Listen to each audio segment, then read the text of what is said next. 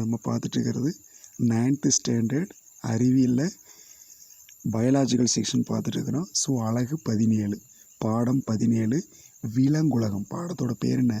விலங்குலகம். So இந்த லெசனில் இன்றைக்கி நீங்கள் எதிர்பார்க்கக்கூடிய விறுவிறுப்பான தலைப்பு, இன்ட்ரெஸ்டிங்கான தலைப்பு என்னென்னு பார்த்தீங்கன்னா ஜஸ்ட் அதனுடைய முன்னுரை, அதாவது அறிமுகத்தை பற்றி மட்டும் பார்க்கலாம். வாங்க தலைப்பிற்குள்ளே போகலாம்.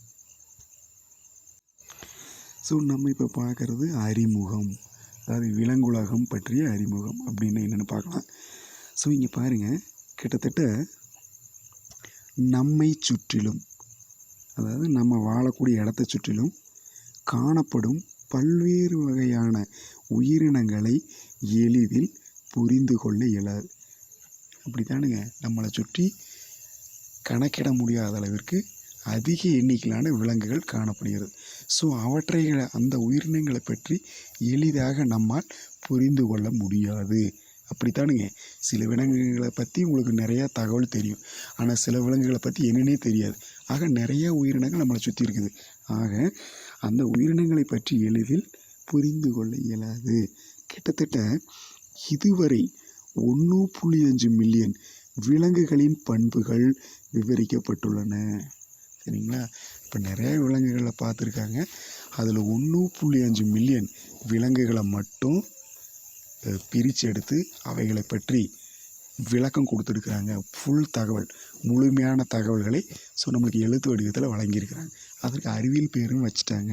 இதுவரை 1.5 மில்லியன் விலங்குகளின் பண்புகள் விவரிக்கப்பட்டுள்ளன. அந்த உயிரினங்கள் ஒன்றிலிருந்து மற்றொன்றுக்கு வேறுபடுகின்றன. சரிங்களா? அவை ஒன்றிலிருந்து மற்றொன்றுக்கு வேறுபடுன. ஸோ ஒரு விலங்குக்கும் இன்னொரு விலங்குக்கும் இடையில் நிறைய வேறுபாடுகள் உள்ளன. இப்போ பொதுவாக பார்த்திங்கன்னா பாக்டீரியா, தாவரங்கள், விலங்குகள், இந்த மூணுமே எடுத்துக்கலாம். பாக்டீரியா கேள்விப்பட்டிருப்பீங்க, ஒரு செல் இதில் வருது இல்லைங்களா? பாக்டீரியா. தாவரங்கள் பார்த்துருக்கீங்க, பசுமையாக இருக்கும் இல்லைங்களா? தாவரங்கள், விலங்குகள். சரிங்களா? ஆகியவற்றின் பல்வகை தன்மையை அவற்றின் சிறப்பு பண்பிற்கு காரணம். சரிங்களா? பாக்டீரியா, தாவரங்கள் அல்லது விலங்குகள். சரிங்களா? பாக்டீரியா, தாவரங்கள், விலங்குகள். சரிங்களா? இந்த மூன்றுமே ஆகியவற்றின் பல்வகை தன்மையே அவற்றின் சிறப்பு பண்பிற்கு காரணம். பல்வகை தன்மைனா அவைகளுடைய வேறுபாடுகள், ஒவ்வொன்றுக்கும் ஒவ்வொரு வேறுபாடு, வித்தியாசம் இருக்கும். ஸோ அந்த பல்வகை தன்மையே அந்தந்த பாக்டீரியா, தாவரங்கள், விலங்குகளினுடைய சிறப்பு பண்பிற்கு காரணம், அவைகளுடைய சிறப்பு பண்பிற்கு காரணமாக அமைகிறது. பாக்டீரியா, தாவரங்கள், விலங்குகள் ஆகியவற்றின் பல்வகை தன்மையே அவற்றின் சிறப்பு பண்பிற்கு காரணம். இப்போ பொதுவாக பார்த்தீங்கன்னா ஒவ்வொரு உயிரினமும் அவற்றின் புற அமைப்பிலும் உள் அமைப்பிலும் நடத்தை முறையிலும் வாழ்க்கை முறை ஆகியவற்றில் மற்ற உயிரினங்களிலிருந்து வேறுபடுகிறது. நிச்சயமாக ஒவ்வொரு உயிரினத்திற்கும் ஒவ்வொரு வேறுபாடு இருக்குது. இப்போ நீங்கள் டாப்பிக்கை விட்டுட்டு கொஞ்சம் வெளியே வாங்க. இப்போ பொதுவாக சிங்கம் எடுத்துங்க. சிங்கத்தினுடைய புற அமைப்பு ஒரு மாதிரி இருக்குது, உடம்புக்குள்ள இருக்கிற உறுப்பு அமைப்பு ஒரு மாதிரி இருக்குது, அதனுடைய பழக்க வழக்கங்கள், அதாவது நடத்தை ஒரு மாதிரி இருக்குது, வாழ்க்கை முறை அது எங்கே வாழுதுன்னு தெரியும். இப்போ இதே மனிதன் எடுத்துங்க. மனிதனுடைய உடல் அமைப்பு, உள்ளமைப்பு, மனிதனுடைய நடத்தை, அதாவது பழக்க வழக்கங்கள், வாழ்க்கை முறையில் வித்தியாசமாக இருக்குது. இப்போ மனிதன் பார்த்திங்கன்னா உடல் அமைப்பு எப்படி இருக்குன்னு தெரியும், உள்ளுறுப்புகள் எப்படி இருக்குன்னு தெரியும், நடத்தை, பழக்க வழக்கங்கள் பார்த்திங்கன்னா ஒரு சோசியல் சமுதாய விலங்காக இருக்கிறான். கூடவே வாழும் இடம் பார்த்திங்கன்னா ஸோ இந்த மாதிரி இருக்கக்கூடிய அம்சத்தில் ஸோ நீர்நிலைகள் நிறைந்த சரிங்களா விவசாயம் சற்று செழித்த பகுதிகளில் அதை சார்ந்து வாழ்கின்றான். ஆனால் விலங்குகள் பார்த்திங்கன்னா சிங்கமெல்லாம் பார்த்திங்கன்னா வேட்டையாடி சாப்பிடுது, ஒரு உயிரினத்தை கொன்று சாப்பிடுது. சரிங்களா? தனித்தனி பண்ண முட்டையில் கொன்று சாப்பிடுது. பார்த்திங்கன்னா உடலாக வேறு மாதிரி இருக்குது. இந்த வேறுபாடு தெரியுதுங்களா? ஸோ இதைத்தான் கொடுத்துருக்கு. இதே மாதிரி தான் பாக்டீரியா, தாவரங்கள், விலங்குகளுக்கு இடையே அந்த புறமைப்பு, உள்ளமைப்பு, நடத்தை முறை, வாழ்க்கை முறை ஆகியவற்றில் என்ன காணப்படுகிறது? ஸோ ஒரு உயிரிக்கு இன்னொரு உயிருக்கு இடையில் மற்ற உயிரினங்களிலிருந்து சற்று வேறுபாடு தெரிகிறது.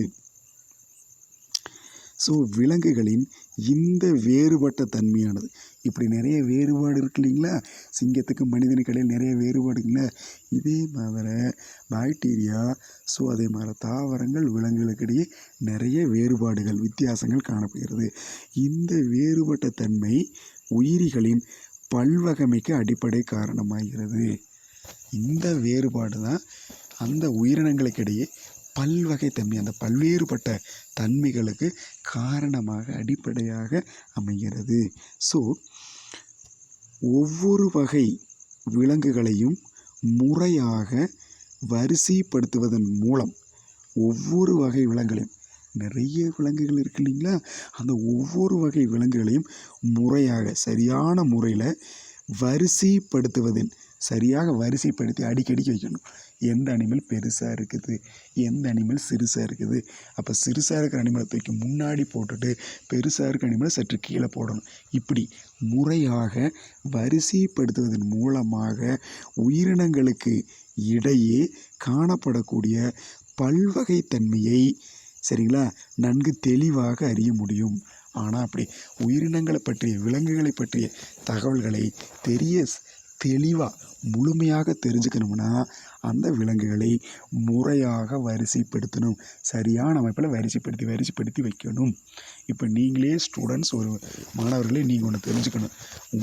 உங்கள் ஆசிரியர் உங்கள் ப்ரேயர் பண்ணுறோம் இல்லைங்களா, ப்ரேயர் அதாவது வழிபாட்டு கூடம்னு சொல்லுவீங்க இல்லையா, கிரவுண்டில் வழிபாட்டு தலம்னு ஒன்று இருக்குது, ப்ரேயர். அங்கே காலையில் ப்ரேயர் வைப்பாங்க. அப்போ பார்த்தீங்கன்னா உங்களுடைய வகுப்பு ஆசிரியர் உங்களை எப்படி நிற்க வைப்பாங்க, வரிசையாக நிற்க வைப்பாங்க சரிங்களா. ஸோ கொஞ்சம் உயரம் குறைவானவங்களை முதல்லையும், அப்புறம் சற்று படிப்படியாக உயரம் அதிகமானவர்கள் ஒன்றரை பின் ஒன்றாக நிறுத்தி வைக்கிறாங்க இல்லையா. இந்த மாதிரி வரிசைப்படி நிற்க வச்சா தான் ஸோ உங்களை என்ன பண்ண முடியும், ஈஸியாக உங்களை அடையாளம் காண இயலும், உங்களை பற்றி தெளிவாக தெரிந்து கொள்ள முடியும். அதே மாதிரி தான் விலங்குகளையும் முறையாக நீங்கள் வரிசைப்படுத்த வேண்டும்.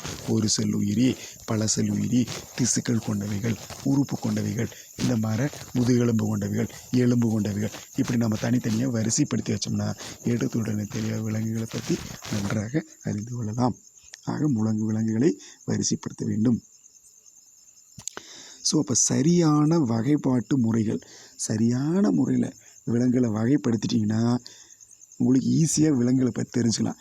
ஒருவேளை சரியான வகைப்பாட்டு முறைகள் நீங்கள் கொடுக்கவில்லை என்றால் இல்லைங்களா, இந்த வகைப்பாட்டு முறைகள் இல்லை எனில் பல்வேறு உயிரினங்களை பற்றி அறிந்து கொள்ளுதல் அல்லது தெரிந்து கொள்ளுதல் கடினமாக இருக்கும், மிக சிக்கலாக இருக்கும். ஆக விலங்குகளை சரியான முறையில் வகைப்படுத்தினா தான், முறையான முறையில் வகைப்படுத்தினா தான் உங்களால் விலங்குகளை நன்றாக தெரிந்து கொள்ள இயலும். பார். ஸோ இப்போ அடுத்த பாயிண்ட் பார்.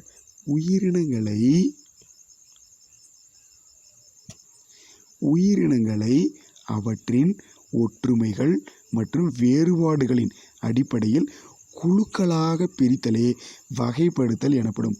3 மார்க் கொஸ்டின் மாணவர்களே குறிச்சுக்குங்க. வகைப்படுத்துதல் என்றால் என்ன, கிளாசிஃபிகேஷன் என்றால் என்னன்னு கேட்பாங்க. வகைப்படுத்தல் என்பது, வகைப்படுத்தல் என்னென்னா ஒரு உயிரினத்தையும் இன்னொரு உயிரினத்தை, 2 உயிரினத்தை பிடிக்கிறோம் சரிங்களா. சிங்கம் புலியும் பிடிக்கிறோம். சிங்கம் புலி 2 உயிரினத்தையும் படித்து இந்த 2க்கு இடையில ஒற்றுமை, 2க்கு இடையில எந்தெந்த பண்புகள் ஒரே மாதிரி இருக்குன்னு பார்க்கணும். அதே மாதிரி சிங்கம் புலியை படித்து இந்த 2க்கு இடையில கூட வேற்றுமைகள், வேறுபட்ட பண்புகள் என்ன, இப்படி ஒற்றுமையான பண்புகள், ஒரே மாதிரியான பண்புகள், சற்று வேறுபட்ட வேற்று பண்புகள், இந்த 2 பண்புகளையும் முழுசாக நாம் குறித்து வச்சுட்டு ஸோ அதன் அடிப்படையில் விலங்குகளை குழுக்களாக அமைத்தலே என்ன சொல்லுவாள், வகைப்படுத்துதல் என்கிறோம். இங்கே பாருங்கள். அப்போ உயிரினங்களை, பல்வேறு உயிரினங்களை அவற்றின் ஒற்றுமைகள் வேறுபாடுகள், இந்த 2 மைண்டில் வச்சுங்க.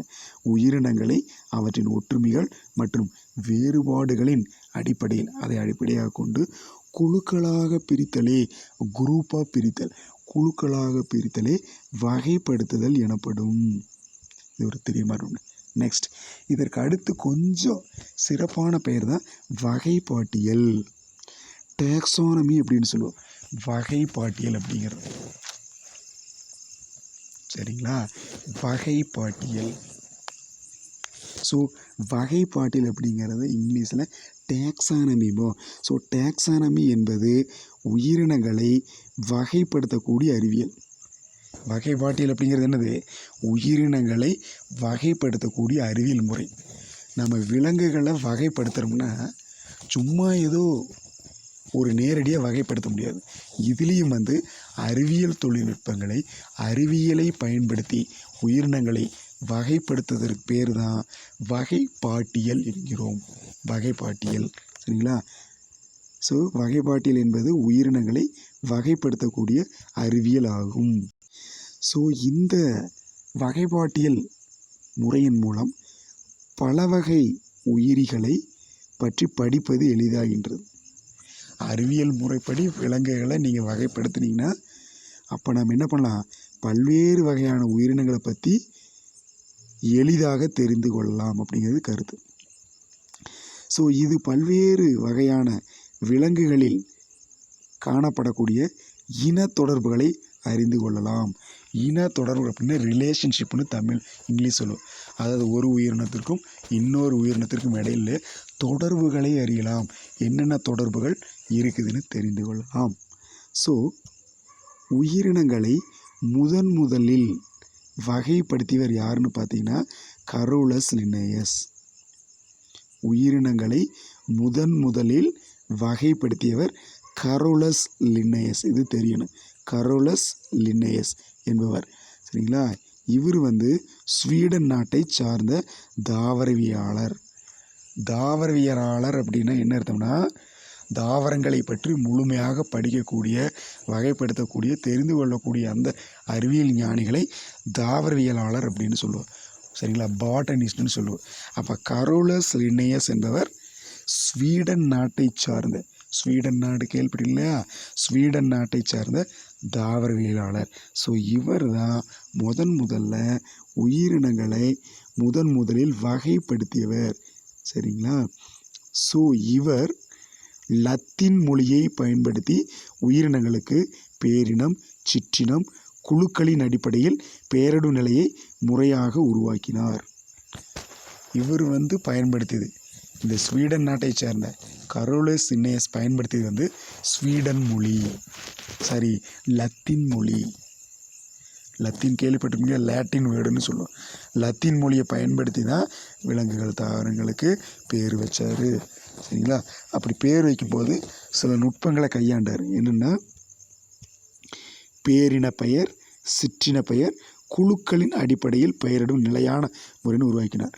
மெயினாக ஒரு உயிரினத்துக்கு பார்த்தீங்கன்னா பேரின பெயர், சிற்றின பெயர் இந்த ரெண்டையும் உருவாக்கி கொடுத்தவர் யார்?